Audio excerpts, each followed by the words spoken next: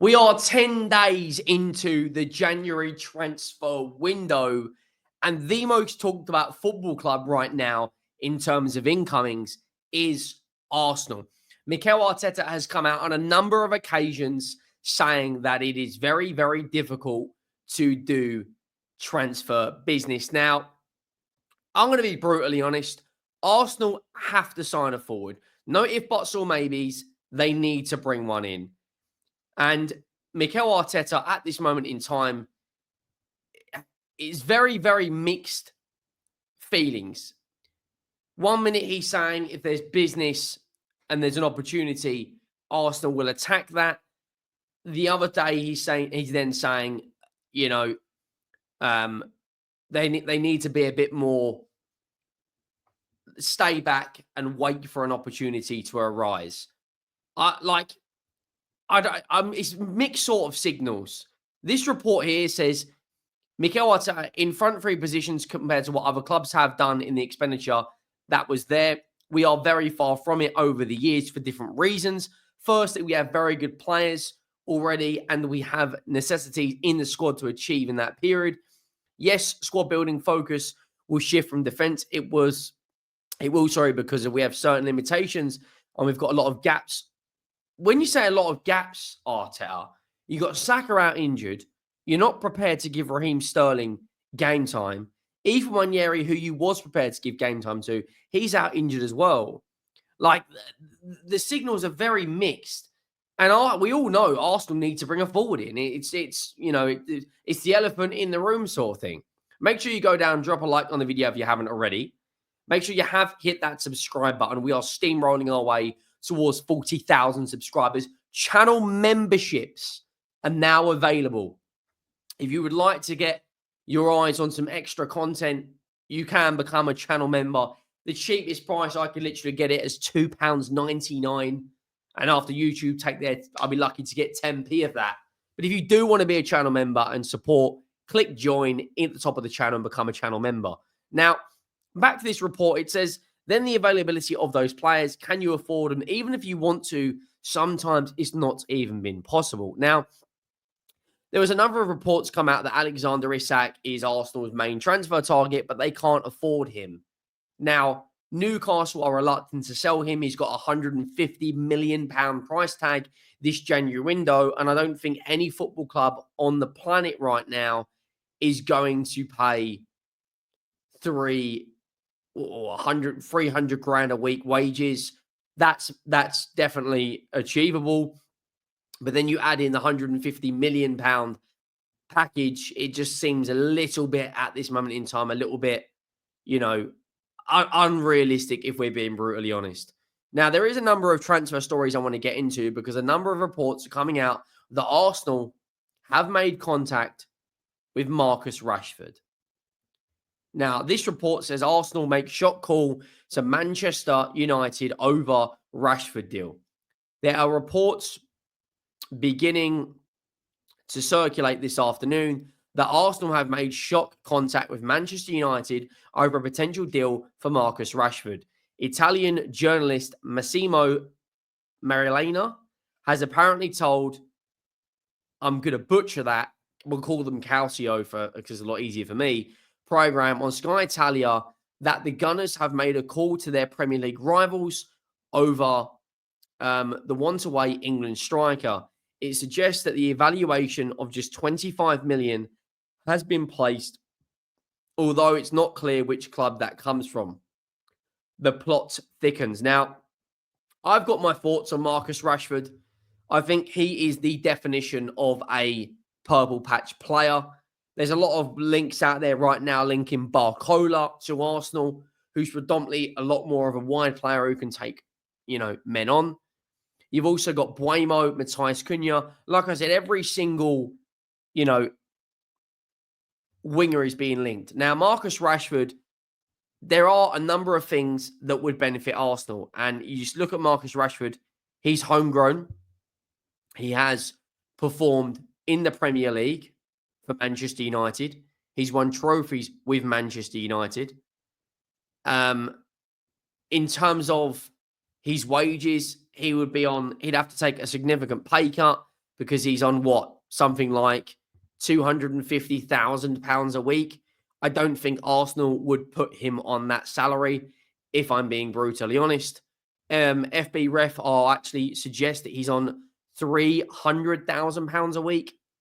In order for him to come in, he'd have to take a significant pay cut. And then you've also got to think about, do Arsenal want to gamble on Marcus Rashford like they have taken a gamble on Raheem Sterling?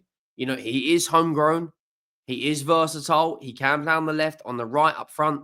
There are some people suggesting maybe a new environment would bring out the best in Marcus Rashford. And Arteta's man management, definitely I can see him getting something out of Marcus Rashford. Is it long-term going to be good enough for challenging for a title? I'm not necessarily sure. You've got forwards out there like Barcola from PSG, who is linked. Lee Yang from PSG. Matthias Cunha. I think Matthias Cunha personally is a better option for Arsenal than Marcus Rashford. You've got Kvaratskhelia at Napoli, who is one of the best wide players in Europe. There's also a report out here that Barcelona enter the race for Marcus Rashford. According to Sport, Barcelona have decided to go all out to sign Marcus Rashford on loan this season. The 27-year-old is be open to joining Barca, and Sporting Director Deco is also pushing the mutual interest. Now, Marcus Rashford is linked also with Juventus, linked also with AC Milan. He's been linked to Dortmund. He is one of the most talked about players this transfer window. Now, I just think it's too big of a gamble for Arsenal, for me personally, than, you know, spending £300,000 a week on him. There's also a lot of links out there from Kvaratskhelia linking him to Premier League clubs. Charles Watts has put, at the moment, there's no suggestion that Arsenal are about to enter the conversation for Khvicha Kvaratskhelia, I think it's pronounced. I've certainly not heard anything. Now, Arsenal are notorious for this, on keeping the cards close to their chest. And Mikel Arteta, of course, now, according to some reports, has got a lot more leeway and a lot more power in the transfer room when it comes to making some of these decisions. Barcola is an interesting one. I think Barcola would be a fantastic addition to Arsenal. He's, Bradley Barcola is a young player. He's only 22 years of age. He hasn't played a massive amount of football in his career. He does, however, have 10 goals in 16 games for PSG. But if you think, he's roughly the same sort of age as Bukayo Saka, but you look at the amount of football Bukayo Saka has played compared to him, he's already got something like 200 appearances in his career at professional level, whereas Barcola's only got 107 when you look at Lyon and PSG. He's an interesting player, but Arsenal just need to put their foot on the gas now. They've got to be ruthless in this transfer window. This is Barcola's stats: 15 goals and 11 assists in 63 games for PSG, 12 assists and 7 goals in 47 games for Lyon. 59 GA in 150 games. He's having a really good start to the season. His numbers are definitely worth looking at from an Arsenal's perspective. He's a wire player, but there's a lot of people out there linking Arsenal to maybe Jorginho pinning down a new contract.